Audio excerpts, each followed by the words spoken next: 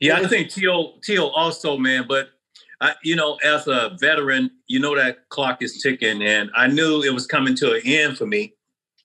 And of course, T.O. sent me out the right way. You mean on Jerry Day? It was no way my final football game was going to be about Jerry. It was going to be about T.O. I think T.O. had over 20 catches. Oh, my God. Yeah. Steve Mariucci said something about, I didn't realize he had so many catches. And I looked at Moochie and I said, I did. I knew he had so many catches. Hey, Jerry, how many catches did you have that day? I think I might have had maybe 1 or 2, and that was it. No, you had more than that. No, I don't even remember. All I remember was T.O. Hey, but what? Hey, we was watching TV. I was watching TV, Matt. I was watching TV on the field. I didn't catch anything. Hey, nothing. You were killing them that day, man. What was so funny about that game? Not really funny, but the thing is, everybody knew that this was going to be Jerry's last game. So we made a concerted effort. I think the whole organization, especially the team, we knew that we wanted what Jerry would have wanted. And that was to be sent out on the right way. And trust me, we put everything, in our practice.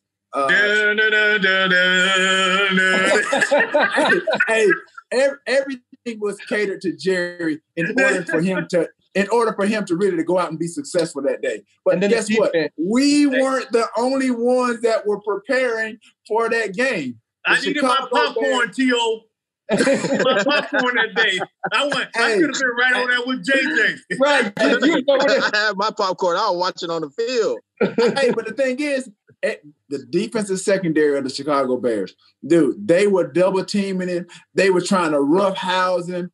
I remember JR, we almost got in a little spat that day because they were trying to give you a little extra here and there. Wow. And then it got to the point, man, just like, man, really we had to give credit to Jeff Garcia because, he could have easily tried to force the ball to you. And then I think he just basically saw, just took what the defense gave him. And like I said, I was either second or third in the progressions, and I just ended up catching a number of balls. But I didn't really know that I had third. No, you were second. I was third. I was for sure third. It just happened like that. Hey, that was a great day, though, man. And it was an honor for me to give you that game ball, though. That's awesome. To see that happen and stuff like that, because it was all about passing that torch on. And I learned from the best with Dwight Clark and watching Montana, Freddie Solomon, and all those guys. So it was a great day for you, T.O. I'm glad I was there to witness that. How do you feel like nowadays when, again, you hear the Brett Favre story when he was like, when they drafted Aaron Rodgers, Brett was like, it's not my job to get him ready. But you speak so highly of getting somebody ready coming in under you. Like, that's, more respect for you. But how does that make you feel when you hear other players like that speak out nowadays? Yeah, because I think it's going to make your team better. Absolutely. Because if you work with these guys and you passing that knowledge on, these guys are going to go out and they're going to excel on the football field. Football is not an individual sport; it's a team sport. And if we work together, we have a chance. And this reminds me of a movie, The Gladiator, with Russell Crowe and stuff like that. He said something about they were in this arena, and he said, whatever comes through these gates, we have a chance if we stick together. Yeah. So that was important for us to do that, to pass that knowledge on. And those guys, they were able to excel and really play the game at a very high level and have success on the football field. Yeah, that's awesome, man. JJ, like, what did you learn from watching that, that happen in real time through that process? It was amazing to me to get out there and watch it. And my first year, you're just absorbing everything. But what you really get a chance to see is when we would go out for walkthrough and when we would go out for practice, Jerry was out there and he was either working on his get-offs because Jerry would, if the ball moves just a smidgen, he was already off, and it looked like he would be offsides, and we'd be like, Jerry, and he's like, nope, look at the ball. We'd slow it down, and the ball moving, he would be off, right? So you look at, I used to look at that all the time. How in the heck does he get off so fast? He have a half a step to a step on us already.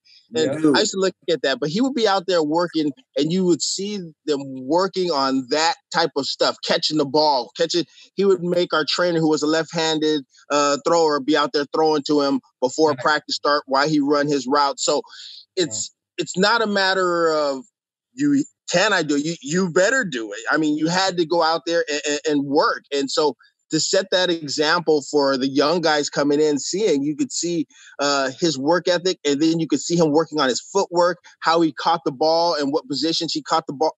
I mean, it was a daily thing you got a chance to see.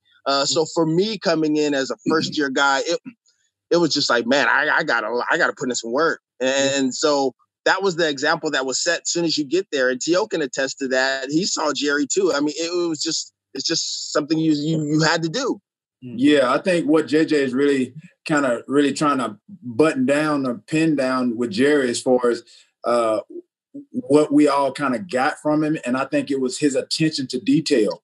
As JJ was saying, there was something about every part or phase of a game that he worked on daily. It was always something different.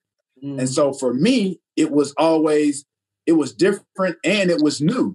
So as JJ said, like, it was something that he was working on. If it was just his hand placement on catching an out route, that's what he worked on. I think the most craziest thing and interesting thing is the get off, is when the ball is hyped. Like, we would be in amazement. We would be going through our offense, and then we'd be running the tape, and it looked like Jerry is offside. He's the first one moved. It's like he moves before the ball is moved. And so our coach would literally just rewind the tape. We're like, man, he's offside. Everybody would kind of bet, he's offside. He would never be offside. As soon as that ball moved a half a millimeter, he's already gone. And that was one of the things too that I wanted to work on. That's one of the things that I tried to work on too. I could never get it in sync and on time like Jerry could. And that was like one of the edges to his game that nobody could really catch on to. And I think even today that there is so much about his game that people marvel at.